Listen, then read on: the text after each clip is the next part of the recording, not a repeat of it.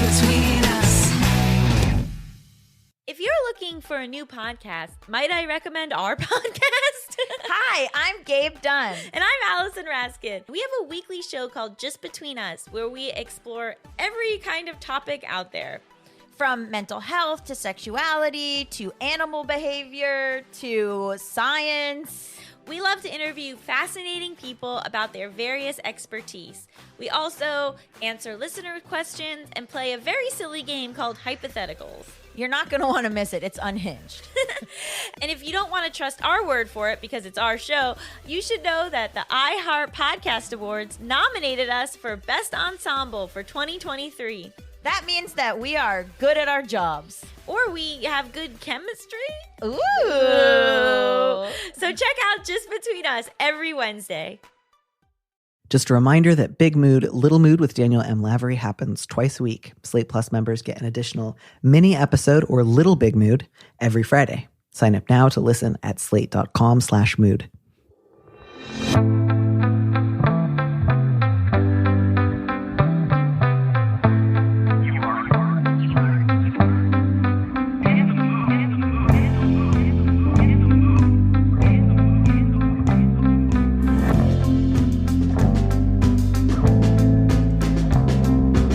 Hello and welcome back to Big Mood, Little Mood. I'm your host, Danny M. Lavery, and with me in the studio this week is Marisa Renee Lee, a called-upon grief advocate, entrepreneur, and the best-selling author of Grief is Love, Living with Loss. Marisa, welcome to the show. Thank you so much for having me today. I'm so glad to have you here. I didn't necessarily go seeking out grief-related questions because that is almost always, at least in the background of a lot of the questions that I get asked. But I do think that a lot of our questions today are going to be very much in your sort of wheelhouse. So I hope that that is not a problem for you and that you feel prepared to talk about grief again. I've got you covered. So thank you. Fantastic. And if we ever need like a brief pause, we can stop and ask for, 10 ideas about joy quickly, just as a sort of palate cleanser. Yes. But, grief is the business of life. So, all right. So the subject of our first letter is sort of orphan. I'm a non-binary person in my mid-30s. And a few years back, my mother finally got divorced. My father actually divorced her, but still, from my awful narcissistic father. I've cut contact with him, and that's great. But my problem is my mother. My father was verbally and emotionally abusive to all of us, and my mom enabled him big time in order to keep the peace. My dad would regularly scream at me for infractions like leaving a cabinet door open, and every time my mom would later come into my room and press me to apologize to him so he wouldn't get mad at her. Their divorce and my subsequent therapy helped me to realize how toxic he was, and I feel so liberated. The problem is that my mom is lonely and wants us to be besties now, but I don't trust her. I've tried bringing up my childhood, but she either dismisses me and minimizes my feelings, says she has no memory of it, or dissolves into tears and leaves. She's a sweet woman who had a horrific childhood of her own, followed by a slightly less bad marriage that she idealized as a result. I love her, and I honestly think she's doing the best she can, but it's become clear to me over the past few years that her best is very limited. I've pushed her hard to go to therapy in the past, but she won't go consistently and just says that it's a waste of time and money. Because of this, I've resigned myself to a more limited relationship with her, but we just go through cycles where she pushes for more, I draw firm boundaries, then she pulls back for a few months before pushing again. I guess my question is there anything else I can do here? This one, obviously like difficult, sad, painful. I think it just makes a lot of sense to me that the letter writer, only after they ended their relationship with their father, that the difficulties they were having with their mother really kind of came to the forefront, because now she's the only one on the field. And so previously, by comparison, it was like, she's great. She's acing the tests. She's clearing the bar every time. She's not him. She's getting an A and not being dad. Mm-hmm. And now that she's not being graded on a curve, it's just sort of like, well, actually, this really sucks. This is really painful. I don't know. Do I keep going through this cycle or do I just call it quits? And So I realize we're not being asked to be the full final arbiters of whether or not this letter writer ever talks to their mother again. So I just want to relieve that burden from us in case you were worried, like, we've got to make the call. Either you never talk to her again or you do forever. But I guess just sort of as this letter writer considers what relating to their mother potentially at a distance or potentially at a great distance might look like, what would you hope that the letter writer bears in mind? What do you think would be the most useful as they consider their options? Yeah. So first of all, I really hope that by having this conversation today, we are able to help this letter writer feel seen. Because I know that this is clearly a deeply complex situation that I could feel as you were reading their words is tormenting them a bit. And I just want to start by saying I'm sorry for that. And oftentimes people think that, because I am someone who lost a parent, that I don't have space for people to have complicated relationships with their parents, when in fact, I actually hold a lot of space for that, because at the core, like, there is grief there. And I'm also sorry for that. And so I would say, first of all, you are doing the right things. And I just want to offer you that word of encouragement. And then I would consider keeping a few things in mind. First of all, when people show you who they are, believe them. And I know that can be really hard, particularly with a parent where, we're often hoping for things that we don't get in return. And that hurts. And it's very fraught. But I think it's important to continue to do as you've done, which is acknowledge and recognize the facts of the situation, even if they aren't the facts as you would like them to be. The other thing that I will say, and I've shared this with a few friends who either have challenging relationships with parents or in some cases have even become estranged from parents. People love us, but oftentimes a lot of people, because of things that they've been through, things that have happened to them, et cetera, they are not able to love us in the ways that we need and deserve to be loved. And I felt that as well as, I was listening to this letter. And I think holding compassion for yourself first and foremost in this situation is really important. And if you know that your mother has this very particular pattern of behavior that is hurtful and harmful to you and your mental and emotional well-being, I think you have to continue to be firm and intentional about boundaries. And if you want to continue to have a relationship with her, you really got to hold those boundaries, because I feel like anytime she comes up against them, it's going to be more pain for you and going to make it hard for you to continue to be in some form of relationship with her. I think that's really useful advice. Letter writer, it just makes sense to me both that you don't want to sort of lightly stop talking to your mother. And it also makes sense to me that as you've sort of stood back and looked at, well, what does the cycle look like? It's a lot of repetition. It's a lot of her breaking down in tears. It's a lot of our inability to agree on a shared understanding of the past or of how we can relate to each other now. That also sounds really difficult. So I understand you're not considering this blithely. And so I guess I would just say, you can only, I think, just ask yourself, what do I really need from her? Like, if I accept that we're not going to agree on my childhood or my father's abuse or her complicity or her shared role in that abuse, can I imagine myself having any kind of a light, distant relationship with her where I know every couple months she's going to have a little bit of a meltdown and I'm going to have to sort of like brace her and also push her away at the same time? And if that just sounds like I would lose it, I would not be able to keep doing that, that sounds miserable, I think you kind of have your answer. And then the answer is just, Mom, I love you. I'm really sorry that we've been locked in this pattern. I don't enjoy it any more than you do, but I cannot lie to you about my childhood, and I cannot let you in closer to me if you want me to lie about my childhood. And so unless or until that can change, we can't talk. I think that would be honest. I think that would be a true thing to say. I don't think it would be unnecessarily cruel either. I don't think it would be asking too much, but it does seem pretty clear that that honesty that you want from her, she finds unbearable, and she would do anything else rather than that. And that's hard, but it's also, I think, a real missed opportunity for her, because you're not asking her to say, I was a garbage mother, I'm a bad person, everything is my fault. You're just asking her to acknowledge that, like, she hurt you. And that is itself, I think, a loving thing. You wanted her to say that so that you can, potentially forgive her and move past it together. I think that was a very generous impulse on your part.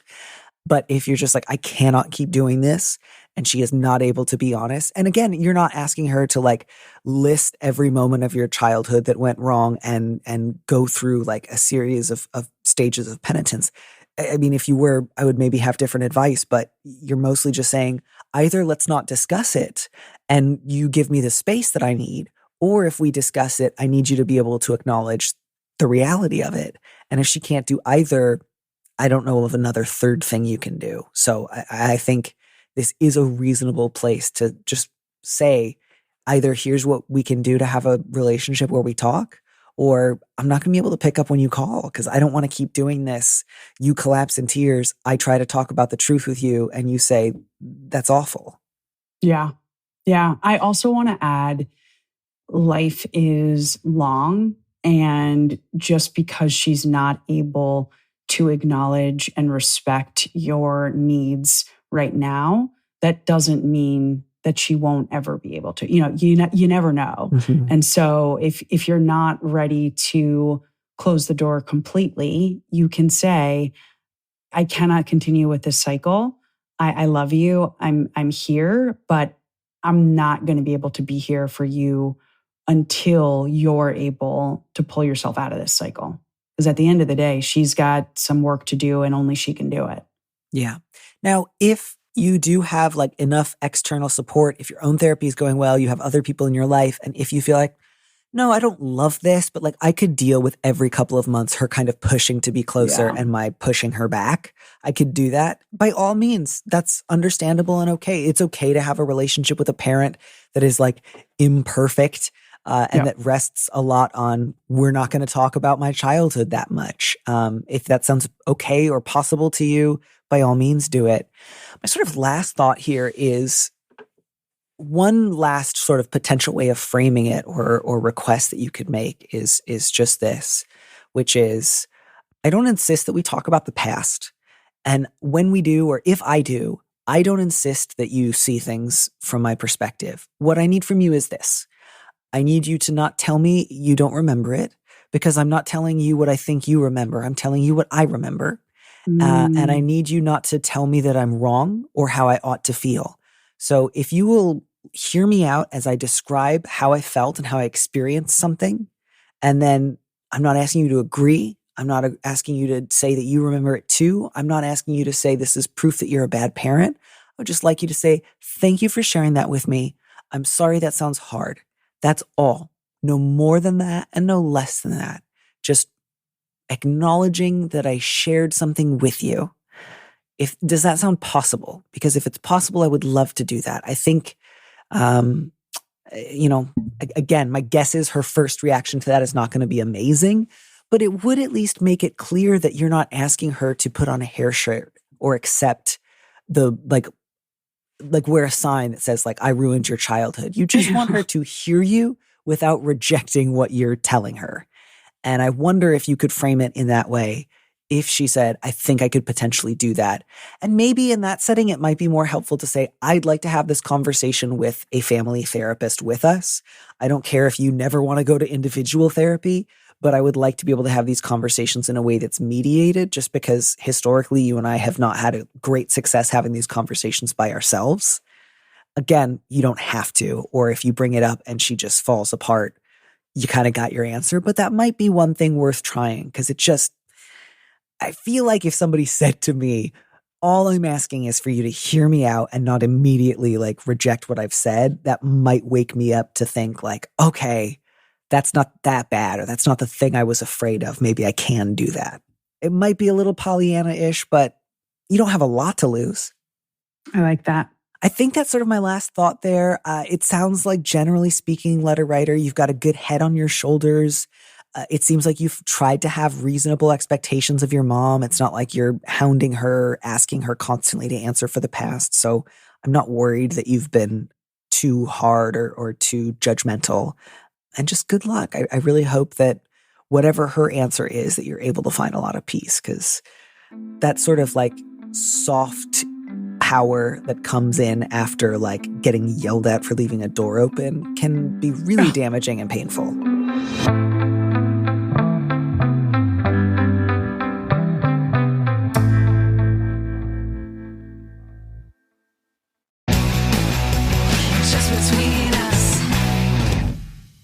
If you're looking for a new podcast, might I recommend our podcast?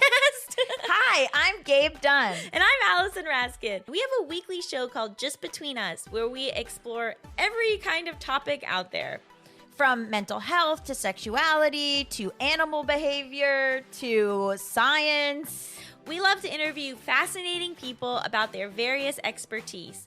We also answer listener questions and play a very silly game called Hypotheticals. You're not going to want to miss it. It's unhinged. And if you don't want to trust our word for it because it's our show, you should know that the iHeart Podcast Awards nominated us for Best Ensemble for 2023. That means that we are good at our jobs. Or we have good chemistry. Ooh. So check out Just Between Us every Wednesday. Hey everybody, it's Tim Heidecker. You know me, Tim and Eric, Bridesmaids, and Fantastic Four. I'd like to personally invite you to listen to Office Hours Live with me and my co-hosts, DJ Doug Pound. Hello. And Vic Berger. Howdy. Every week we bring you laughs, fun, games, and lots of other surprises. It's live. We take your Zoom calls. Music. We love having fun. Excuse me? Songs. Vic said something. Music. Songs. Music. I like having fun. I like to laugh. I like to meet people who can make me laugh. Please subscribe now. Hi, I'm Janae Desmond Harris, Slate's Dear Prudence. I'm dropping in to tell you about a special discount offer on Slate Plus. For a limited time, you can start a subscription for just $5. That's right. For just $5, you'll get 3 months of ad-free listening on every Slate podcast, member-exclusive episodes and segments on shows you love, like this one, and unlimited reading on the Slate site.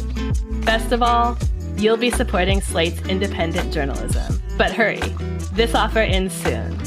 Get 3 months for just $5 by signing up today at slate.com/podcasts plus. That's slate.com/podcasts plus. Meet Jeanette McCurdy. She's an author, a writer, and a big feeler. So much so that she's making a podcast all about her feelings. Jeanette's memoir, I'm Glad My Mom Died, welcomed the world into the story of Jeanette and all of the intense life experiences that molded her into the person she is today. But how does she manage all of the messy, hard feelings she's feeling right now? In each episode of Hard Feelings, her new podcast with Lemonada Media, she'll tell you all about it. Jealousy, shame, social anxiety, she wants to laugh about it, cry about it, and work through it with you by her side. Why? These hard feelings are a big part of the human condition. They unite us all, but only once we're willing to face them. Hard Feelings is out now, wherever you get your podcasts. Well, I hope very much that we can help our next letter writer take care of themselves and like their relationships. I feel like there's elements of grief coming up in here, as well as elements of some avoidance, not necessarily unusual amounts of avoidance, certainly relatable amounts of avoidance. But I think the thing that I noticed the most, because this really feels like a post-mortem of a mostly over friendship, is I would like to be able to offer the letter writer some suggestions, both for figuring out what to say to her friend, even if it means that the friendship is mostly over. I think we can maybe hope for a better friend breakup. Like, I think sometimes we forget or think like a friendship that's ended is a friendship that's ended, but like they can end spectacularly, or they can end at least with like some appreciation and respect for each other, and one is certainly better than the other. But I would love to be able to help this letter writer figure out ways to avoid repeating this pattern in future friendships, if that sounds reasonable to you. I don't know if that strikes you as the right exact way. No, that sounds perfect. So I tried to cut this one down. It is quite long, which is not always bad. I think when you're looking at a friendship that you're just about done with, like reviewing the whole thing makes a lot of sense. But the subject is sour over sandwiches. My friend Maxine really let me down around my wedding almost a year ago, and I want to figure out what I want our friendship to look like moving forward. We've long had some core differences and occasional tension, but I'm seriously considering whether our friendship is sustainable. When Maxine is excited about something, she's all in. When her enthusiasm drops, she usually moves on. It makes me feel like I have to compete to maintain her attention. We both moved to the same small country after college, although we're about a half-hour's journey by rail from each other. I'm always the one to reach out. Recently, I messaged her asking when she'll next be in my city. I know that she frequently commutes between the two for work and organizing commitments, and she responded blandly that I should let her know when I'm in her city. I've been resenting Maxine for how she behaved in the lead up to my wedding last year. When I'd asked Maxine if she would be with me all day during the pre-wedding preparations, I didn't have bridesmaids. She responded enthusiastically and said she was just hoping I would ask. I felt relieved to hear this, as requests like this feel difficult and vulnerable for me. She'd also been enthusiastic about planning my bachelorette party, but then skipped half of it and invited a close friend of hers whom I had never met. She and another friend from college, Rachel, who flew in from the States, were both told when to arrive and what I needed from them. Maxine was characteristically enthusiastic and began describing additional treats that she was going to bring unasked. But then they both arrived way later than we agreed on, with no notice or apology and without any of the promised goodies. Then they mostly focused on helping the photographer and deemed themselves editorial directors. That wouldn't have bothered me as much, except it came at the request of the few basics that I had explicitly requested. My sister-in-law had to step in to make sure those things got done.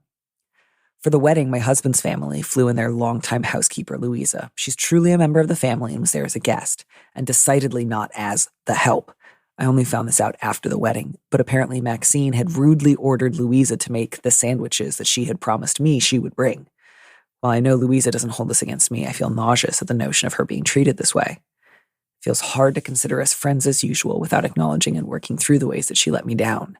Is this worth opening up with her? And if so, how should I go about it? What boundaries or red lines should I set? Is it not worth it? Should I just let go of our friendship ever being different? Am I overreacting? Oh, I have a lot of thoughts and feelings about this one, and I feel a little bit bad about them. Mm-hmm. I'll be honest, this person just doesn't sound like a very good friend to me. I'm just going to be totally honest. The letter writer or Maxine? Sorry, Maxine. The letter writer, my heart breaks her, especially the comment she made about how it's hard for her to be vulnerable in this way and asking people of things. And it brought me back to my own experiences, not having a mom around when I was planning my wedding and wanting, wishing above all else that she could have been there to help me and guide me, and then having to make asks of other people in my life in her absence, and how hard that was for me. I mean, even just talking about it right now, my palms are starting to sweat. And so I really, really, really feel for the letter writer. My big suggestion is this, honestly.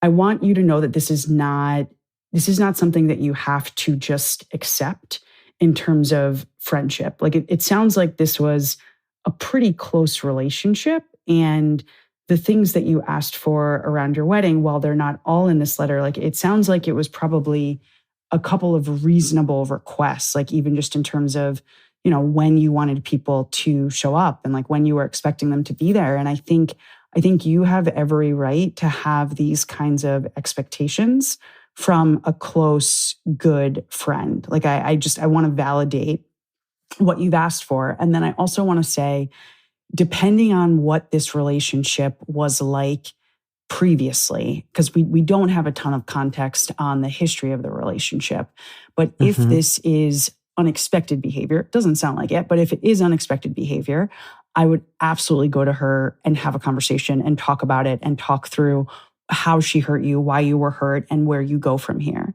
If this is just how she is. And for me, this situation, particularly the piece about the sandwiches at the end, was the straw that broke the camel's back. It may not be worth you having a conversation here. So it's really you need to be honest with yourself about where this relationship was before this and who this person is. Because frankly, if this is just who she is, gets excited, makes commitments, doesn't follow through, doesn't actually show up, and clearly there is some values misalignment in terms of how she treated this woman, Louisa, you might be better served from just walking away and protecting your peace and your feelings. If you feel like, oh no, this is somebody who has been there for me, who has shown me in the past how much they love and care for and support me, and this is not the norm, then I would have a conversation. But otherwise, I would honestly probably walk away from this relationship because you deserve better. Yeah, I think if anything, I look at this and I see so many moments where I'm surprised the letter writer didn't say anything, that I almost do want to encourage her to consider having a conversation, if only because I think it would be good practice. And so, letter writer, you certainly don't have to. I think especially the stuff about Louisa, I don't know who told you. Presumably it was somebody who saw it happen. I mean, I suppose want to leave room for the possibility that there was a misunderstanding, but I don't want to leave much room for that possibility. I guess I would just be curious, who told you that? When did they tell you it? What were their sort of reasons for saying it? If they saw it happen, why didn't they intervene in the moment? I guess that would really be my question. If I were at a friend's wedding and I saw somebody rudely order a guest to start making sandwiches because they had worked as a housekeeper as a day job, I don't know. I like to think at the very least I would try to talk to the couple and be like, hey, this is weird. Do you want me to stop this? I'm just really curious, who saw it and objected to it, but apparently didn't stop it. I'm curious there. But assuming that is exactly what happened, that's awful. So letter writer, I can really appreciate, the sort of separate question of okay, Maxine has a history of over-promising and under-delivering. She can be enthusiastic, but intermittent. That's an understandable fault. I can understand why you wouldn't always want to bring that up with a friend. Those objections make sense to me. I don't think anything here seems really unreasonable on your end. But what I do want to encourage you to sort of reconsider as you look back over the past is to think, were there earlier opportunities to have a difficult but not impossible conversation? Not let me call you forth on the mat and read you the riot act and tell you why you're bad. Just did I miss an opportunity to have a slightly difficult conversation with a friend before it got to the point where I started to feel like I don't even like you? So, you see that she was enthusiastic about planning my bachelorette party, but then she skipped it and invited someone else. That sounds difficult. That sounds a little confusing. I just noticed that she wasn't one of your bridesmaids. You didn't ask her to be a bridesmaid. But after she did something kind of weird with your bachelorette party, your next move was not to say anything to her about it, but to ask her to show up early on your wedding day and do you a bunch of favors.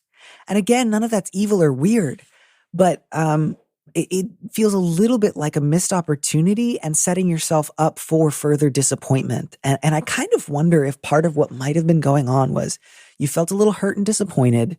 You were too embarrassed to bring it up, but you sort of were hoping, on an unconscious level, maybe if I ask her to do something else and she disappoints me again, I'll have a better reason and I'll be able to be angry. Maybe that's too far, letter writer. If you hear that and you're listening and you think, I just really don't believe that's what I was doing. I think this was just totally, I didn't realize.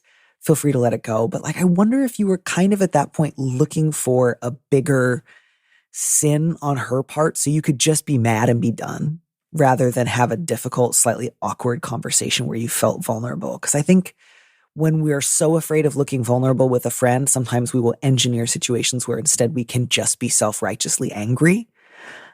Again, maybe that's not true of you. This might be wild speculation, so I'll stop the speculation there. But I do think if somebody lets you down, it is a mistake to then ask them for another favor. And it is instead more appropriate to say, hey, what happened at my bachelorette party? You seemed so excited, but then you brought a stranger and you left early. Did I miss something?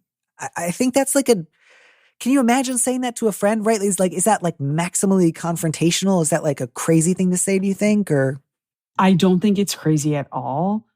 I do think it's crazy to just bring a random person to somebody else's bachelor or bachelorette party. Yeah, there was a little more background detail. I tried to edit it down. I agree it was wacky, but I just don't know why you wouldn't just name it. Like, I don't know why you would just say nothing. I think that was a mistake on the letter writer's part. Again, not on the same level, but like, I think it's a little bit of like, your friend brought some difficult issues to bear in this situation.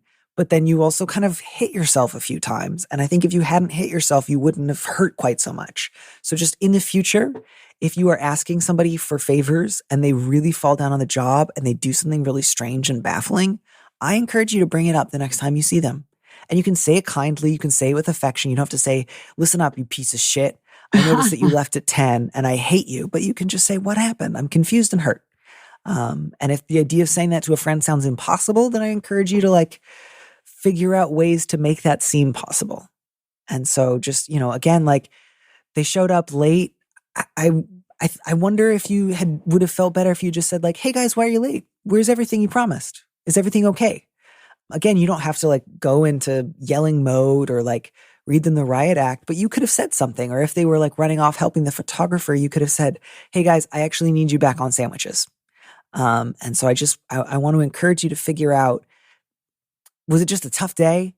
Could I ever imagine myself saying that to a friend in the future? Are there other situations where I want to practice like naming a limit or asking for something or reminding someone of a promise they have offered me so that I can get better at this in the future? Again, none of this is to say you brought this all in your own head. This is all your fault or you're totally avoidant. Just like you could have said something in the moment that I think would have gone a long way towards making yourself feel better. And if I were to guess, you felt already kind of chagrined that they were running off and doing other stuff. And it felt like if I have to ask for it, it doesn't really count.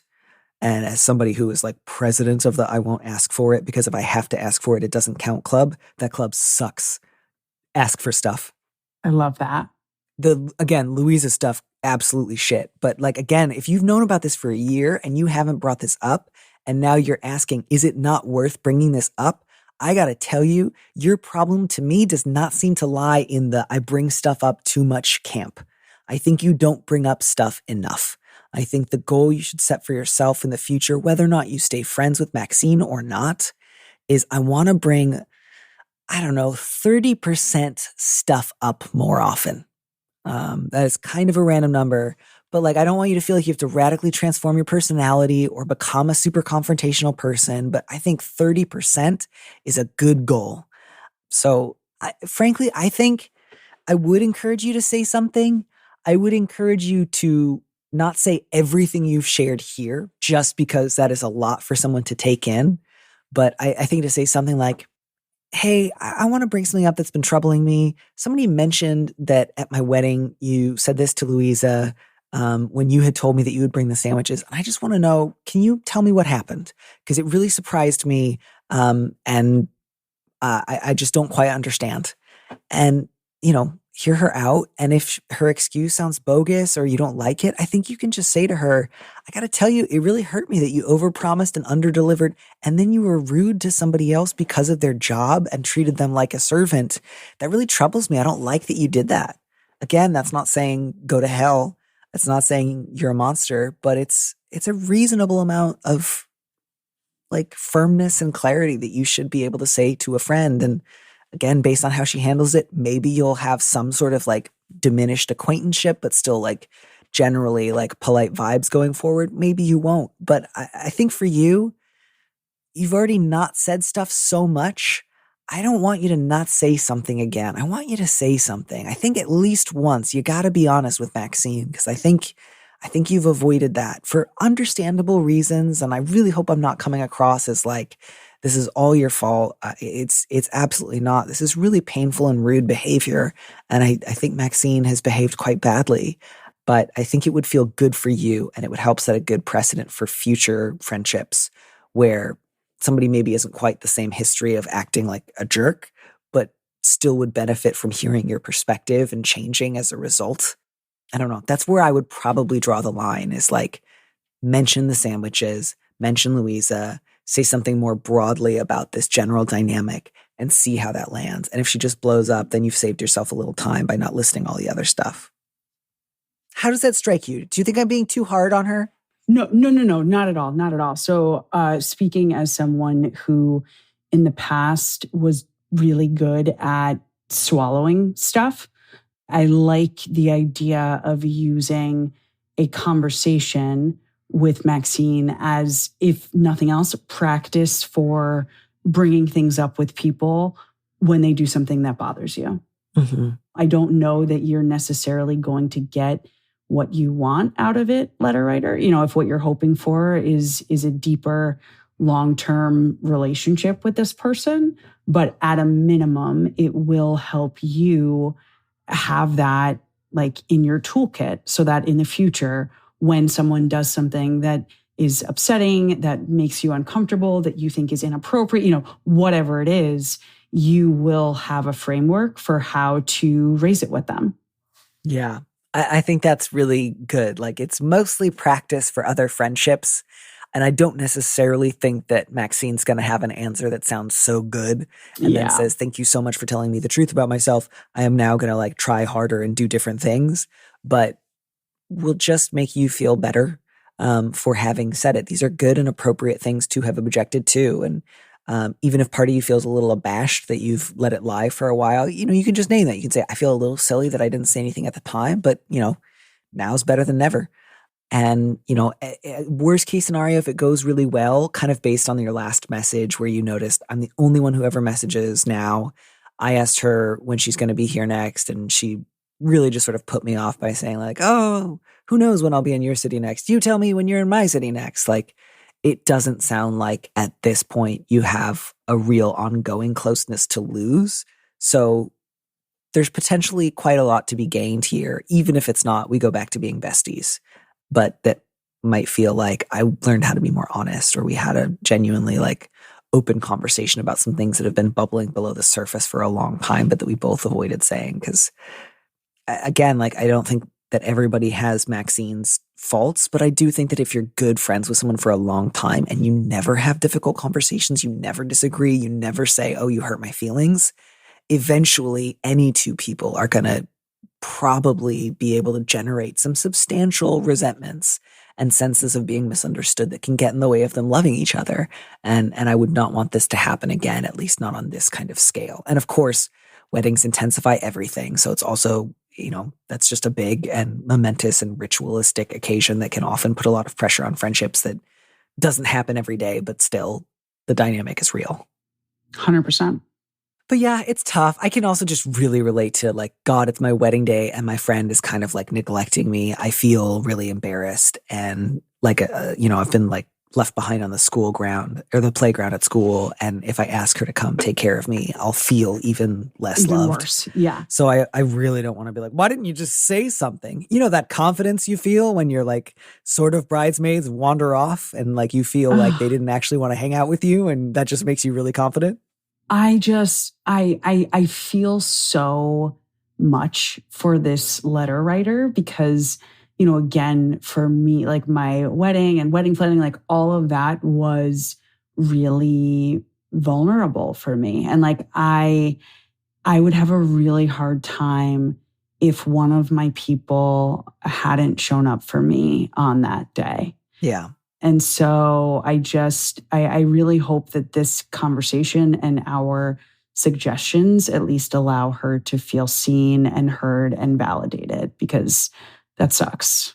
It really does. Yeah. And especially the stuff about Louise, that is just. Yeah, that's just, that's lame. Like, and it's sandwiches. Like, it's sandwiches. I just like the idea of being that mean to someone because you forgot to make a few PB&Js is like, just. Well, on that note, I will have to, you know, find a way to deal with my own grief. But thank you so much for making the time to talk about these, you know, 3 very distinct problems. Talk to your friends when you're mad, move to Denver if you want to, and stop talking to your mom if your mom makes talking impossible. Those feel like good rules for all of us. I love it. All right. See you all in Denver next year, everybody. Fantastic. Let's go. I'll figure out the tortilla place. Thank you so much. And have a fabulous rest of your day. Wonderful. Thank you for having me.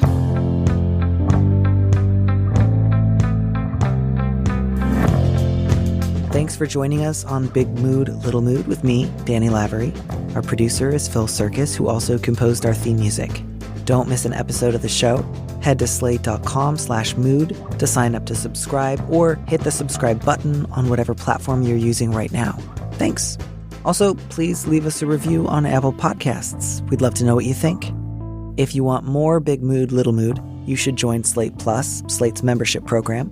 Members get an extra episode of Big Mood, Little Mood every Friday, and you'll get to hear more advice or conversations with our guest.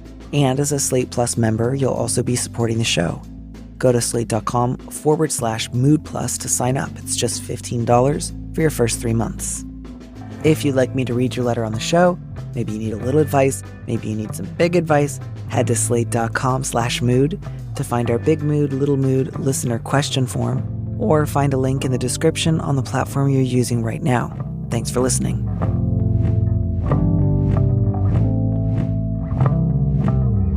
And here's a preview of our Slate Plus episode coming this Friday. I think my vote is usually going to be not like anybody who ever thinks about moving should just do it right away, but like your fear is that you'll be lonely. But, you know, it's possible that you'll be lonely as more of your friends move away from this town. It's possible you could be lonely if you move to another town where one of your other friends lives, but it's just one person and they've got other stuff going on as well. So loneliness is a possible outcome in any of the choices that you make. And that's why I think I would slightly lean towards, if you move to Denver, you'll be making an active choice in the direction of something you like, which I think will put you in the path of other good things, even if that does take a while. And so given that there is no position that will eradicate the possibility of loneliness, my vote would be for Denver. But, you know, if anyone listening lives in Denver and hates it and wants to advise you against it, by all means, please do write in. Let us know what's wrong with Denver and where else should our letter writer live instead. To listen to the rest of that conversation, join Slate Plus now at slate.com/mood. Just between us. If you're looking for a new podcast, might I recommend our podcast? Hi, I'm Gabe Dunn. And I'm Allison Raskin. We have a weekly show called Just Between Us, where we explore every kind of topic out there. From mental health to sexuality to animal behavior to science. We love to interview fascinating people about their various expertise. We also answer listener questions and play a very silly game called Hypotheticals. You're not going to want to miss it. It's unhinged. And if you don't want to trust our word for it because it's our show, you should know that the iHeart Podcast Awards nominated us for Best Ensemble for 2023. That means that we are good at our jobs. Or we have good chemistry. Ooh. So check out Just Between Us every Wednesday. Meet Jeanette McCurdy. She's an author, a writer, and a big feeler. So much so that she's making a podcast all about her feelings. Jeanette's memoir, I'm Glad My Mom Died, welcomed the world into the story of Jeanette and all of the intense life experiences that molded her into the person she is today. But how does she manage all of the messy, hard feelings she's feeling right now? In each episode of Hard Feelings, her new podcast with Lemonada Media, she'll tell you all about it. Jealousy, shame, social anxiety, she wants to laugh about it, cry about it, and work through it with you by her side. Why? These hard feelings are a big part of the human condition. They unite us all, but only once we're willing to face them. Hard Feelings is out now, wherever you get your podcasts.